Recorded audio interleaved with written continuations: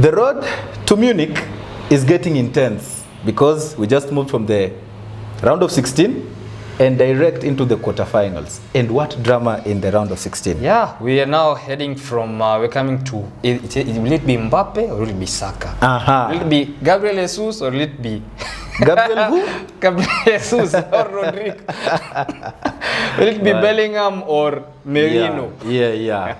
As far as those names are concerned, it is getting intense because when you see the tournament of the tree of the tournament as teams from this side and this side, things are just getting tight because in the first quarterfinal, if we can call it, we have Real Madrid playing Arsenal.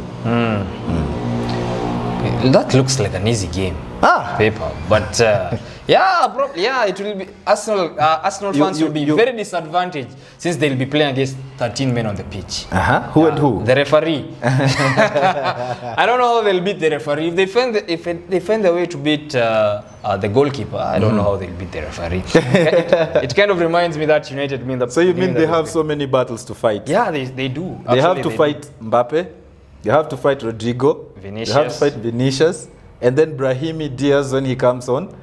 And then after that, the referee. And then after that, it is so sad, man. Anyway, we have seen history between these two. And the previous time Arsenal faced Real Madrid, I think that is something Arsenal are banking on. They've been able to defeat Real Madrid at the Bernabeu, and they were able to go all the way to the final. One of two English clubs only to beat Madrid at the Bernabeu, with that being the Thierry Henry's team and KDB's Man City. Yeah, so but I don't think this is the same old Arsenal. Yeah, they look like a disjointed team. I know they beat PSV 7-1 the first leg, but they were held to a 2-2 draw the second leg. But with their attacking frailties up top, without the likes of Saka, who I think will be playing by that time. Yeah, he will be back. Maybe they still don't have a recognized number 9. I think they will have had a better chance of scoring more goals with Kai Havertz up front. Unlike the likes of Merino, who's not an out-and-out striker. Yeah, I think having maybe for Arsenal fans especially, I was speaking to Papi recently, and he told me he was actually waiting for Real Madrid and not Atletico. And I was just like, boy, do you know who you're going to go against? Because these people have the aura, and just when you think they are about to get knocked out, something happens. So it's very sad that Arsenal are gonna not very sad for me, because I wouldn't fancy them going anywhere more. They wanted to go anywhere in the first place. But it is a good tie for them, and it comes also at a good time, because if you ask me, the Arsenal side is a bit young. And the likes of Nwaneri and MLS, if they'll be able to play in this tie, it will add something more to their CV, because playing these ties gives you more experience going forward as a player. So in the overall tie, I feel like Real Madrid, they know the league is not going so well at the moment, and they would really want, so is Arsenal as well, but still Real Madrid are the royalty of this cup. And for me, if someone asked me, I'd say Real to qualify. I think that's a no-brainer, since I think there's something you said about experience in the side. But I also think this factors in the coaches as well. With the Ancelotti and looking at Arteta's pedigree. You shouldn't be laughing at that team. I think that's now where the comes into play. But it will also be a good show to see Odegaard facing his former club. And see how they'll do in that midfield. Because they still have a good midfield as well. The likes of Rice, Thomas Partey and Odegaard, if they get their cards in well, they might actually put up a fight. Yeah, technically it's just like, as you said, attack versus defense. Because attack of Real Madrid versus Arsenal's defense, which has been so impressive. But we'll wait and see what happens in this tie. Of course, for me, I'm a Madridista, so I'm going to go Real Madrid on that one. Still on the same side, a surprise. Paris Saint-Germain, with Vitinha and their manager Enrique, promising everyone that they will defeat Liverpool at Anfield. Did it against all odds. Against all. Man, and who says that? First of all, who says that? When Klopp was saying this is Anfield, that aura's completely disappeared. It looks like PSG are a very exciting attacking team, young team, and who would have thought having Mbappe when they had Mbappe, Messi, and Neymar. After all the three left, like they'll be even better. I actually saw a funny stat somewhere saying before Messi joined PSG, they had qualified for the semi-finals and the finals, and then when he joined, round of 16, and then when he left, they are into the quarterfinals. I mean, not disrespect to Messi, but I think sometimes you need a team for you to be able to play as a club, like for you to be able to thrive as a team in these competitions. And I think they are a better team. Actually, in the press conference after the game, Enrique was asked, their manager was asked about what he thinks about Mbappe leaving and his current team. He said, we are better off without him, and even offensively. And it's true. They created a lot of chances, and it will be interesting game to see him go against one and only Unai Emery. And Marcus Rashford. He left 13th place team to go and play in the Champions League.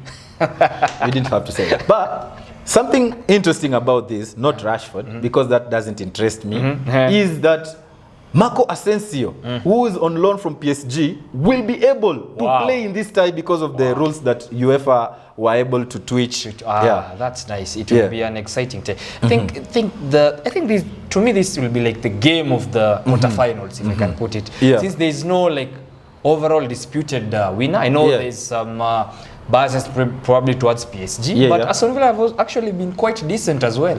Exactly. And if you put Unai Emery's Europe record on the table, you'll find that he's been able to do amazing when it comes to European competitions. So we're not gonna rule him out of this one, especially for me, because I actually was thinking that if Arsenal managed, because I was actually talking to Papi and I was telling him, you know what, if Arsenal managed to beat Madrid, we don't know what will happen in the PSG versus Aston Villa. Arsenal having beaten PSG even initially, it means it can be an easier game when in the semi-final compared to the quarter-final. So I think it is 50-50 for me, if you ask me, between PSG and Aston Villa who's going to qualify. Although sometimes you just have to give quality where it deserves. And when you look at PSG's midfield, Vitinha, John Neves, and €1 winner, Fabian Ruiz. They're actually very fluid. Very fluid. They play quite some fantastic football. The only thing they're lacking is a killer striker. And they waste too many chances. Gonzalo Ramos has not been playing so often. He's coming in as a sub, and Kolo Muani left for Juventus. So I still think they can still go through this. I'm going to give them to edge. It's not going to be an easy game, especially for PSG. But I think they can qualify. Yeah, it looks like it will be a very, very open-ended game. You will see 3-4 goals owing to the discipline the team has in actually attacking. But as you said, quality, and owing to the fact that also PSG don't have quite recognized actually like that key man the way that they had in Mbappe. So it like left that void, that I'd say pillar towards who we are going to feed this person and whatnot. So Aston Villa as well, owing to their bits of defensive issues at the back, with the likes of Tyrone Mings being in and out of the side. That's why they went for Disasi, who's I think been a bit decent. Good for them. But with the likes of Dembele, Bakola coming at you, it won't be an easy match if PSG just works on finishing their chances as they come. With also Kvaratskhelia, who's also a creative monster. How could we forget Cravadona? Cravadona. It will be an exciting game. We're hoping it will be much more entertaining for us neutrals. Now, do you know what that means? It means if PSG qualify from this side, and we have also tipped Real Madrid to qualify this side, it means it's over for English teams. It's over. What's happening, man? if there is no Manchester United in the Champions League, it means no one else is going to represent us. When have you been actually in the Champions League? And it also means that in case Man City finishes 5th, there's a chance they're not going to get Champions League football because all English teams will be out. I'll use the analogy that United fans like using. We'll win the FA Cup. Well, those are our predictions for our first semi-finalists. We think Real Madrid will qualify as the first semi-finalist in this other side of the tree of the tournament, and then we also think PSG will do.